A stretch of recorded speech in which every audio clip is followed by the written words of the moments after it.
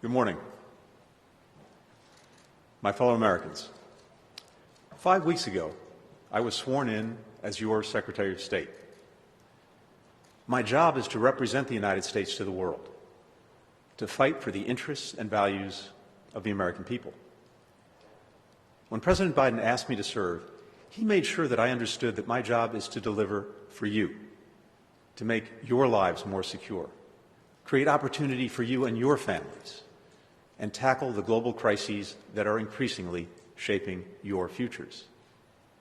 I take this responsibility very seriously. And an important part of the job is speaking to you about what we're doing and why. Later today, President Biden will share what's called the Interim Strategic Guidance on our national security and foreign policy.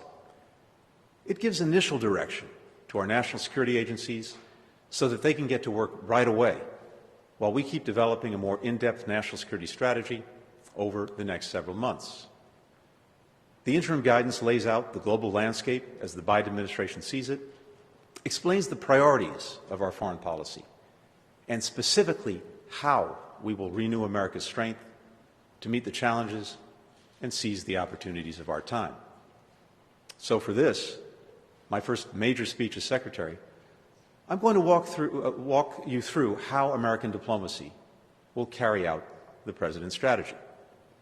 If we do our jobs right, you'll be able to check our work, to see the links between what we're doing around the world and the goals and values I'll lay out today.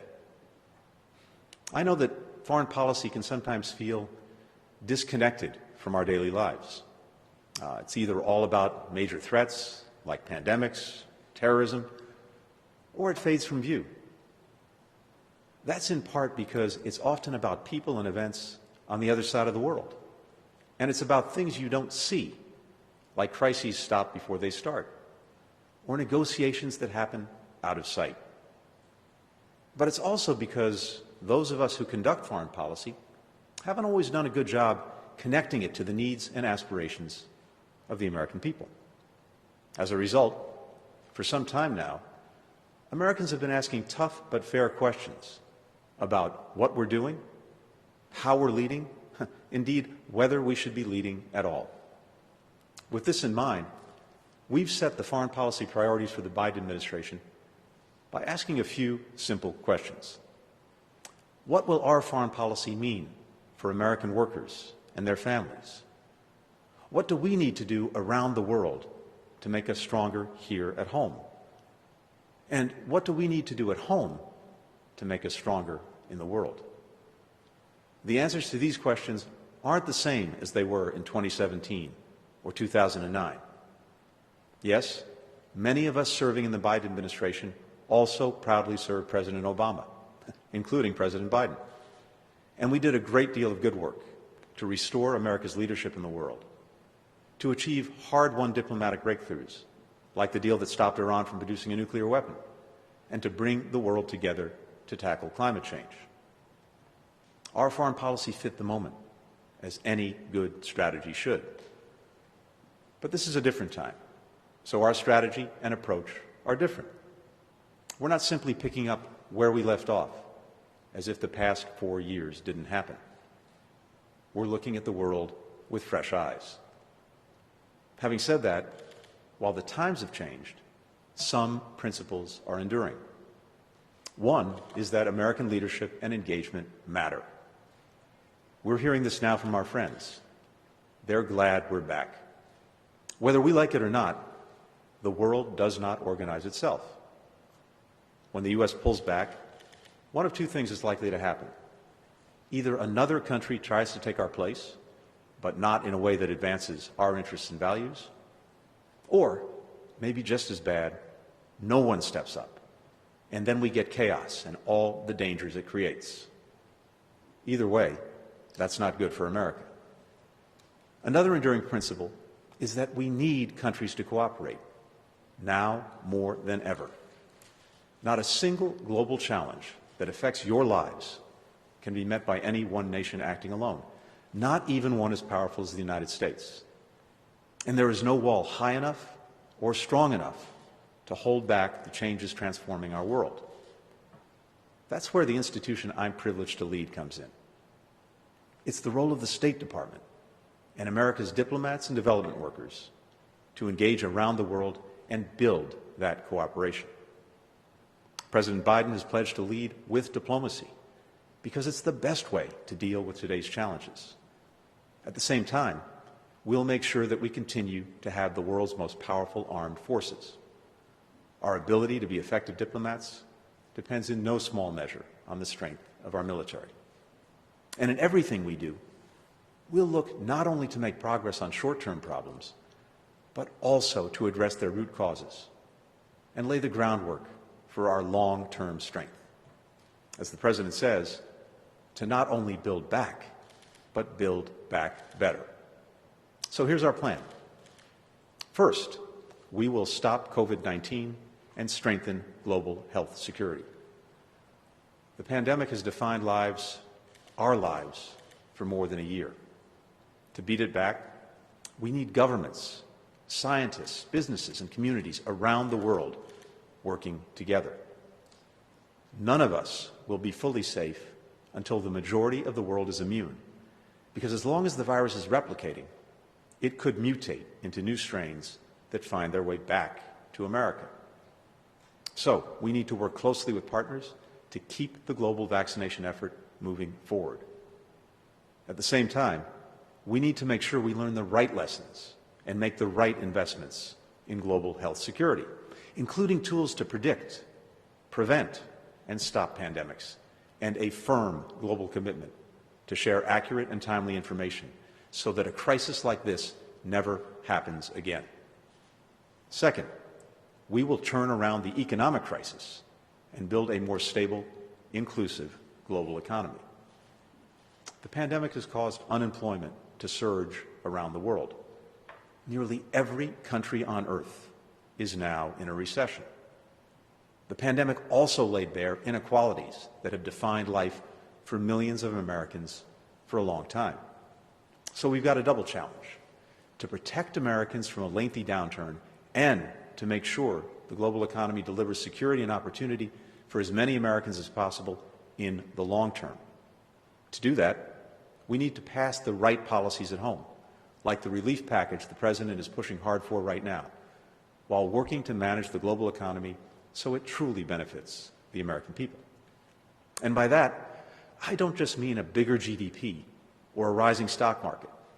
For many American households, those measures don't mean much. I mean good jobs, good incomes, and lower household costs for American workers and their families. We're building on hard lessons learned. Some of us previously argued for free trade agreements because we believed Americans would broadly share in the economic gains that those deals would shape the global economy in ways that we wanted. We had good reasons to think those things, but we didn't do enough to understand who would be negatively affected and what would be needed to adequately offset their pain, or to enforce agreements that were already on the books and help more workers and small businesses fully benefit from them. Our approach now will be different. We will fight for every American job and for the rights, protections, and interests of all American workers. We will use every tool to stop countries from stealing our intellectual property or manipulating their currencies to get an unfair advantage. We will fight corruption, which stacks the deck against us. And our trade policies will need to answer very clearly how they will grow the American middle class, create new and better jobs, and benefit all Americans, not only those for whom the economy is already working. Third, we will renew democracy because it's under threat. A new report from the independent watchdog group Freedom House is sobering. Authoritarianism and nationalism are on the rise around the world. Governments are becoming less transparent and have lost the trust of the people. Elections are increasingly flashpoints for violence. Corruption is growing, and the pandemic has accelerated many of these trends. But the erosion of democracy is not only happening in other places. It's also happening here in the United States. Disinformation is rampant here. Structural racism and inequality make life worse for millions. Our elected leaders were targeted in the violent siege of the Capitol just 2 months ago.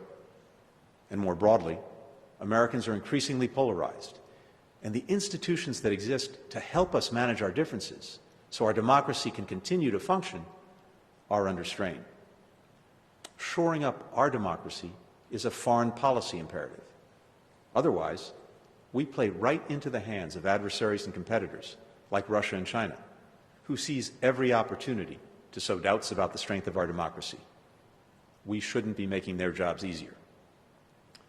I take heart from the fact that we're dealing with our struggles out in the open, and that sets us apart from many other countries. We don't ignore our failures and shortcomings or try to sweep them under the rug and pretend they don't exist. We confront them for the world to see. It's painful, sometimes it's ugly, but it's how we make progress. Still, there's no question that our democracy is fragile. People around the world have seen that. Many recognize in our challenges the challenges that they're facing. And now they're watching us because they want to see whether our democracy is resilient, whether we can rise to the challenge here at home. That will be the foundation for our legitimacy in defending democracy around the world for years to come. Why does that matter? Because strong democracies are more stable, more open, better partners to us, more committed to human rights, less prone to conflict, and more dependable markets for our goods and services. When democracies are weak, governments can't deliver for their people, or a country becomes so polarized that it's hard for anything to get done, they become more vulnerable to extremist movements from the inside and to interference from the outside. And they become less reliable partners for the United States. None of that is in our national interest. The more we and other democracies can show the world that we can deliver, not only for our people, but also for each other, the more we can refute the lie that authoritarian countries love to tell, that theirs is the better way to meet people's fundamental needs and hopes. It's on us to prove them wrong. So the question isn't if we will support democracy around the world, but how. We will use the power of our example. We will encourage others to make key reforms, overturn bad laws, fight corruption, and stop unjust practices. We will incentivize democratic behavior, but we will not promote democracy through costly military interventions or by attempting to overthrow authoritarian regimes by force. We've tried these tactics in the past. However well-intentioned, they haven't worked. They've given democracy promotion a bad name, and they've lost the confidence of the American people. We'll do things differently. Fourth, we will work to create a humane and effective immigration system. Strong borders are fundamental to our national security, and laws are the bedrock of our democracy. But we also need a diplomatic and just plain decent solution to the fact that year after year, people from other countries risk everything to try to make it here. We need to address the root causes that drive so many people to flee their homes. And so we'll work closely with other countries, especially our neighbors in Central America, to help them deliver better physical security and economic opportunity, so people don't feel like migrating is the only way out and up. As we do this work, we will not lose sight of our core principles. Cruelty, especially to children, is unacceptable. And turning our backs on some of the most vulnerable people on earth is not who we should ever be. One of the most important pieces of our national identity is that we are a country of immigrants. We're made stronger by the fact that hardworking people come here to go to school, start businesses, enrich our communities. We've gotten away from that part of ourselves in the past few years. We've got to get back to it. Fifth, we will revitalize our ties with our allies and partners. Our alliances are what the military calls force multipliers. They're our unique asset. We get so much more done with them than we could without them. So we're making a big push right now to reconnect with our friends and allies and to reinvent partnerships that were built years ago so they're suited to today's and tomorrow's challenges. That includes countries in Europe and Asia that have been our closest friends for decades, as well as old and new partners in Africa, the Middle East, and Latin America. Over the decades, these commitments have created new markets for our products, new allies to deter aggression, and new partners to help meet global challenges. We had a name for it: enlightened self-interest. We'll be clear that real partnership means carrying burdens together, everyone doing their part, not just us. And whenever we can, we will choose engagement. Wherever the rules for international security and the global economy are being written, America will be there, and the interests of the American people will be front and center. We're always better off at the table, not outside the room. You should expect nothing less from your government. Sixth, we will tackle the climate crisis and drive a green energy revolution.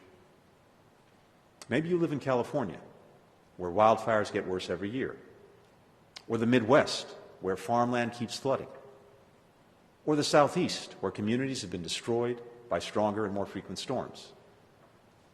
The climate crisis is endangering all of us and costing us more by the month. We can't fix it alone. The United States produces 15% of the world's carbon pollution. That's a lot, and we badly need to get that number down. But even if we brought it down to zero, we wouldn't solve the crisis, because the rest of the world is producing the other 85%. This is the definition of a problem we need to work together as a community of nations to solve. And we can't settle for only doing the bare minimum. We have to challenge ourselves and each other to do more. While we do, we must also position the United States to thrive and lead in the growing global market for renewable energy. Wind and solar are the cheapest sources of electricity generation in the world today. They're not the industries of the future anymore. The future is now. And other countries are ahead of us. We need to turn that around and create millions of good-paying jobs for Americans in renewables. Seventh, we will secure our leadership in technology. A global technology revolution is now underway.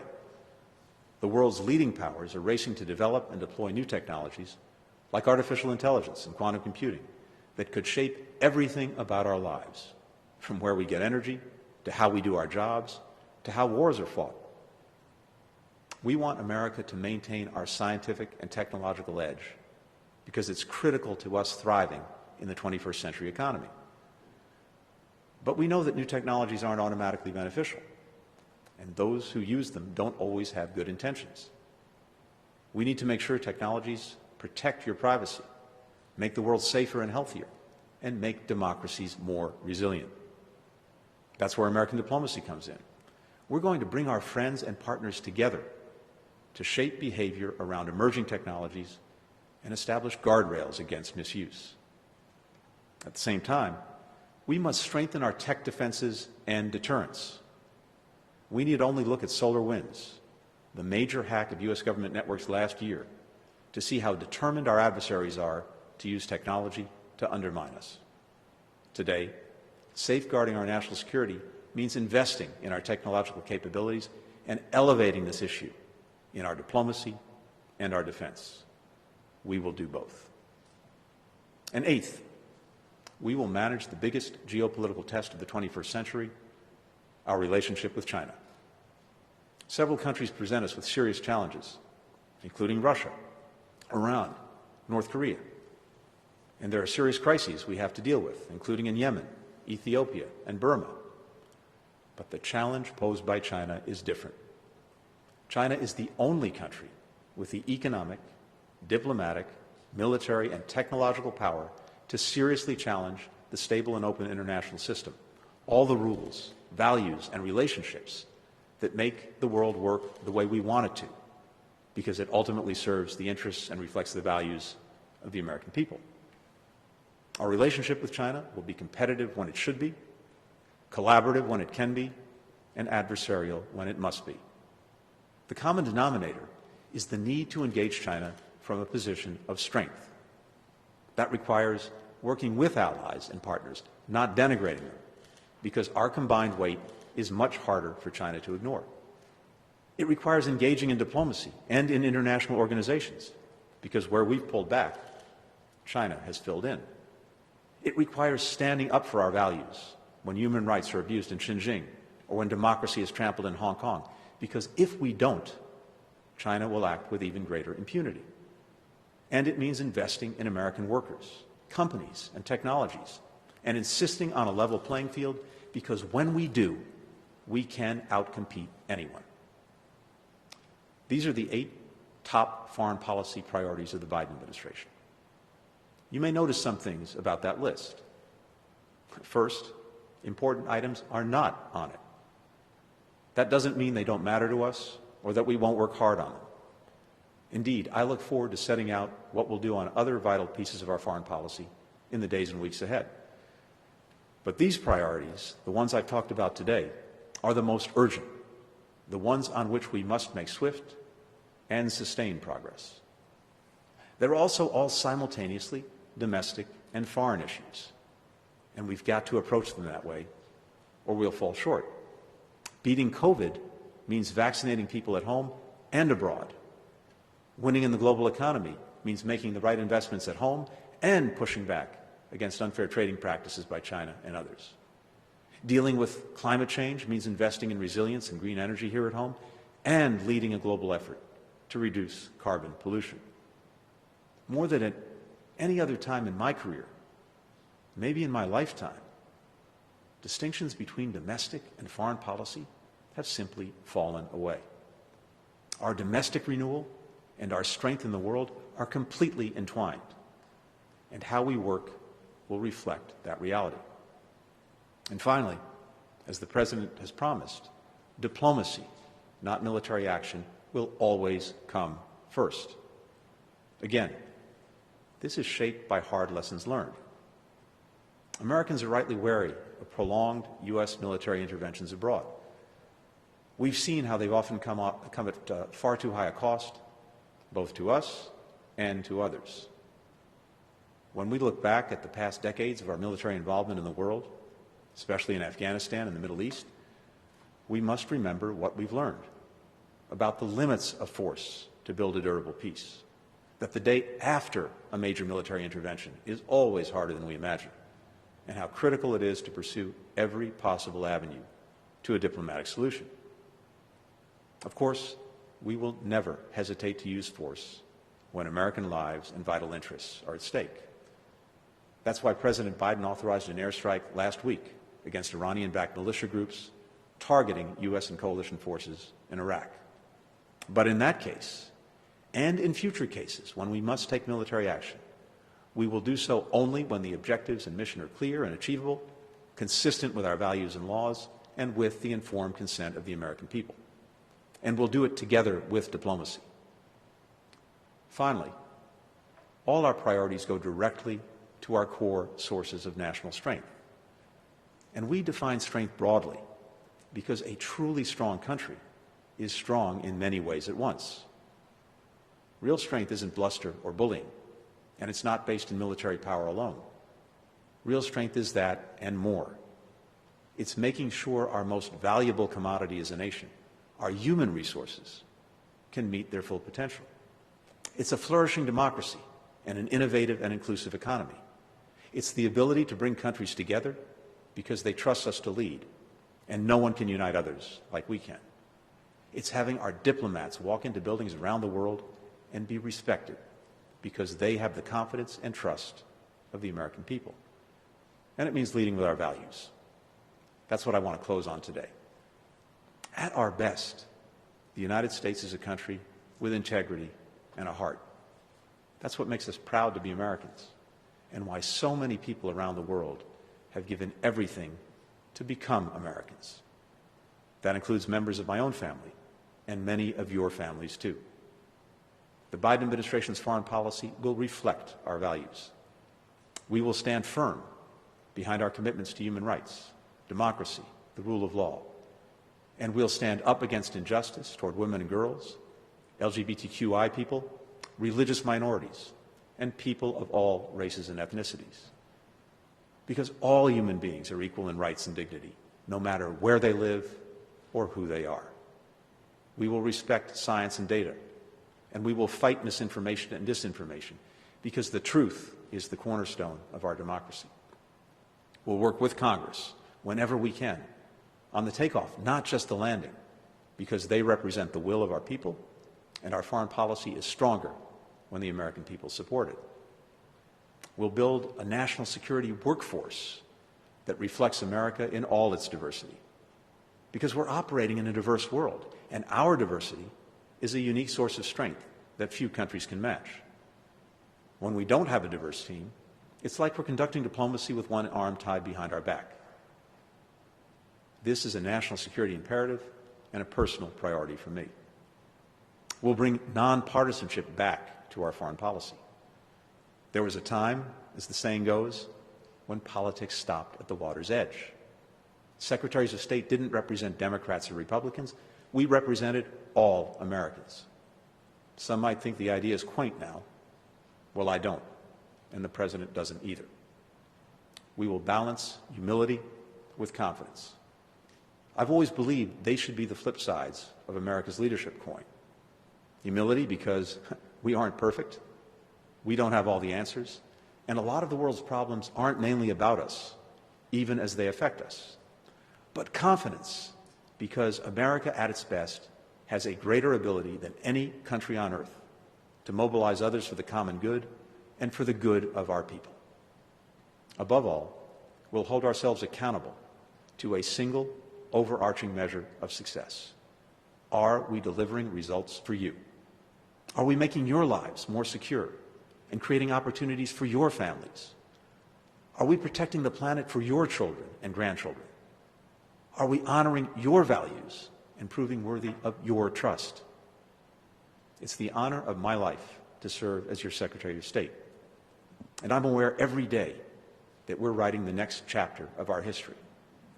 It's up to us whether the story of this time will be one of peace and prosperity, security and equality, whether we will help more people in more places live in dignity, and whether we will leave the United States stronger at home and in the world. That's our mission. That's our opportunity. We will not squander it. We serve the American people, and we will do everything we can to make you proud. Thank you very much.